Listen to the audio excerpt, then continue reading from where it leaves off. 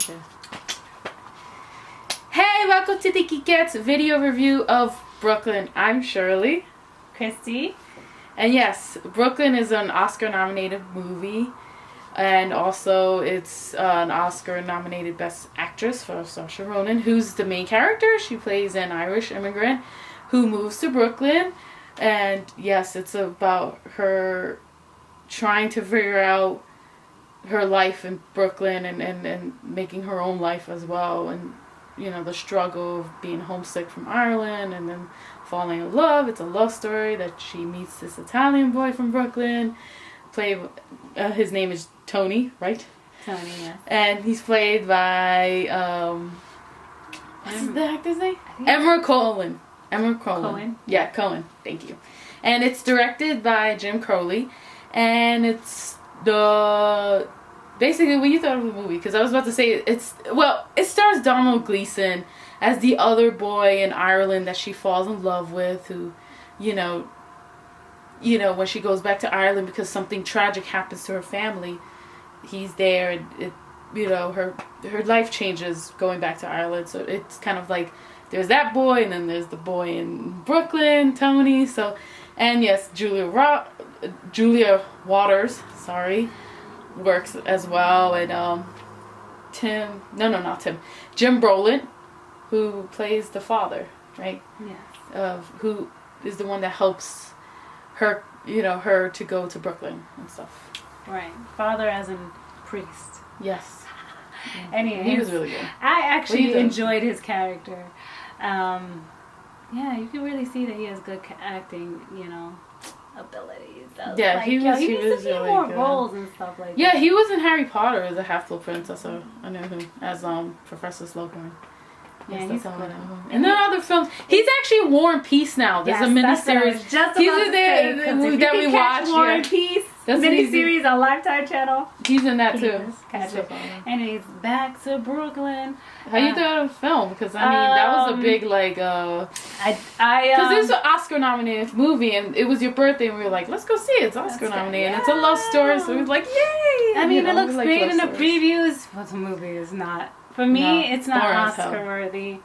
You know what? In a period piece like this, like it's going back to the 50s. I always, my mind always shoots to the 50s movies that I enjoy with my dad, and whoa, cannot compare. I mean, I don't think she was, worthy for an Oscar.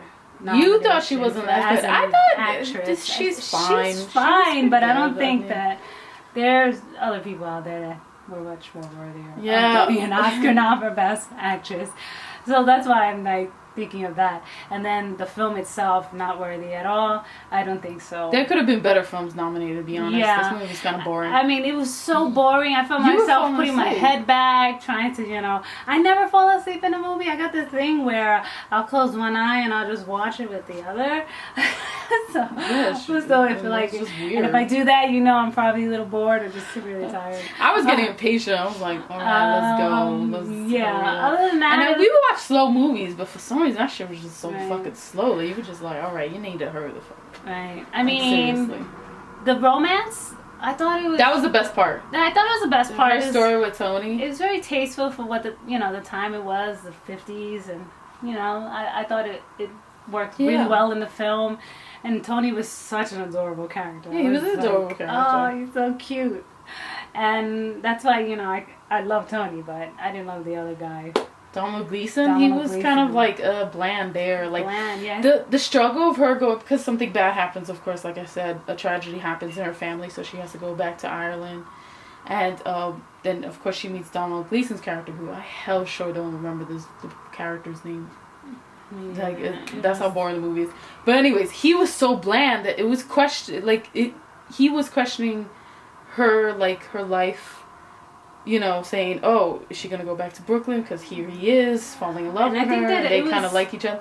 And I was just like, how the fuck, how she wants to not go back to Brooklyn or Tony and stay here with this bland ass dude.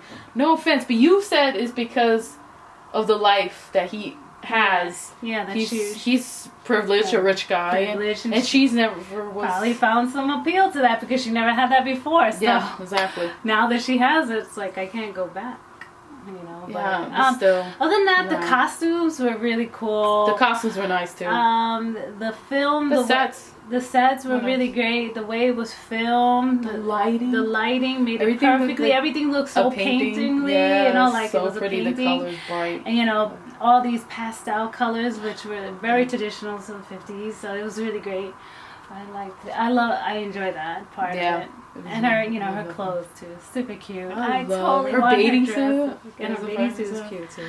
That was so cute. Yeah, I know. But other than that, movie's fucking boring. Let's just be honest. Rent it. And I don't know if we're gonna rent it. And you know, there's people that's gonna love it. Of course, it's, you know, subjective.